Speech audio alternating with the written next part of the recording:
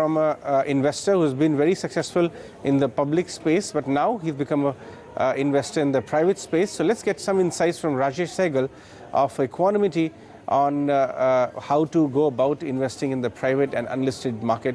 I had a chat with him earlier in the day. It's been a big change, but I think the way I look at it is ultimately we are backing businesses. And the business landscape in India, as we are linked with the global economy, is changing pretty rapidly. One of the key triggers and one of the big catalysts for this change has been technology. We've seen that not only in the early stage ecosystem where there are a lot of these tech companies, but also large listed companies. Nowadays, if you pick up any presentation of any meaningfully large corporate, and there is a mention of how they're leveraging on technology. So I think the theme that we are playing, the theme that we are backing up and investing on is the use of technology in businesses. Yes, we are focusing a little more on early stage companies because it's easier there to adopt technology into any business model that you are working on. So from an investment point of view, we are investing in fintech companies, health tech companies, consumer tech, retail tech, IoT companies all across.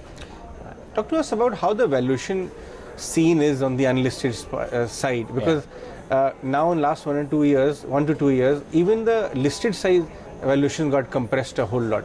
Right. But still we saw a lot of family office money, HNI, big HNI, ultra HNI money kept on looking for high quality ideas in the unlisted side as well. And there's a big interest coming in.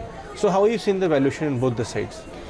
So I think valuations on the listed market, you can broadly split it into two buckets. There is one bucket of say 10, 12 stocks which are very, carry a very stratospheric valuation, and then there's everybody else who's been battered down. As an investor, you need to figure out in your portfolio how much allocation you want in each of these buckets. When you come to the unlisted space, I think the story is pretty similar.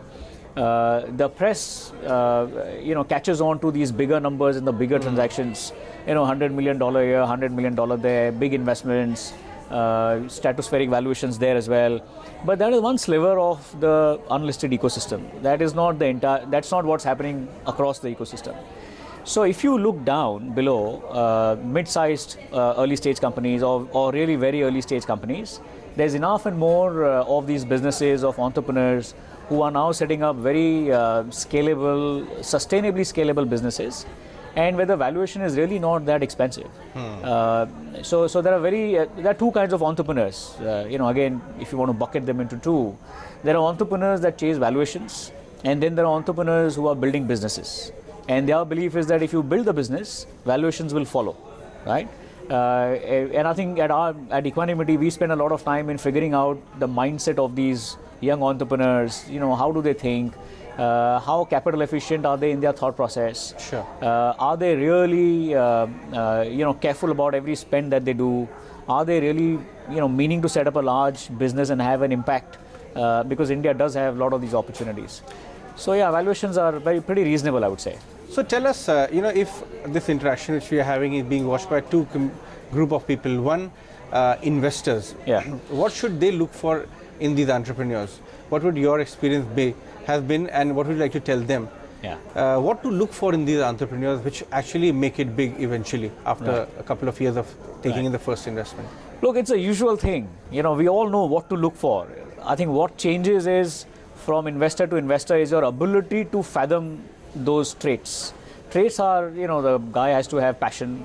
He has to really have a good, deep understanding of the business that he's in. I mean, if as an investor, if I know more than the entrepreneur about his business, forget it. It's not a good investment. You have to be backing someone who really is an expert in the area that he's working on. Your moral compass, ethical values, the way you deal with people, your relationships. What do people have to say about you? People who've grown up with you, worked with you.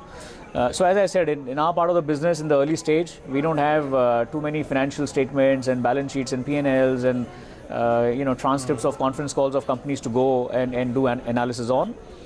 We end up spending an inordinate amount of time in understanding the people who are running the business. Right. And what about if some of the entrepreneurs are watching us right now, yeah, and they plan to take in partners in terms of funds going forward. Yes. How should they prepare? How should they prepare their pitch well? Right. What kind of communication should they have Right. to at least put forward the story out so that they are able to get the required capital? True. Great. So I think that's for entrepreneurs. I have good news. There is enough and more capital now available to support whatever dreams you are pursuing as an entrepreneur. I think entrepreneurs will be ill-advised to really prepare a pitch and try to raise more and more money. I think the way to go about as an entrepreneur, if I were in your shoes, is to really focus on the business.